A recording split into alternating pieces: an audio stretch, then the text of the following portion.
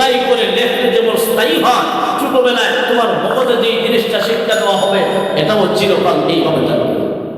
ঠিক না? এই জন্য আমরা মুসলমান আমাদের ছোট বাচ্চারা হেল্প করাই কেন ছোট অবস্থায়, যে এই অবস্থায় মুখস্থ করলে এটা লাস্টিং করবে বেশি দিন। ঠিক না বেশি? কেন? এই মস্তিষ্কটা এমন ভাবে শিক্ষাকে গ্রহণ করবে, পাথরের মাঝে খোদাই করে কোনো কিছু লেখলে যেমন স্থায়ী হয়, ছোটদের কোমলমতি ছেলে মেয়েদের ছোট অবস্থায় যে শিক্ষাটা আপনি দিবেন সেই শিক্ষায় সে লালিত পালিত হবে। ঠিক না বেশি? তাই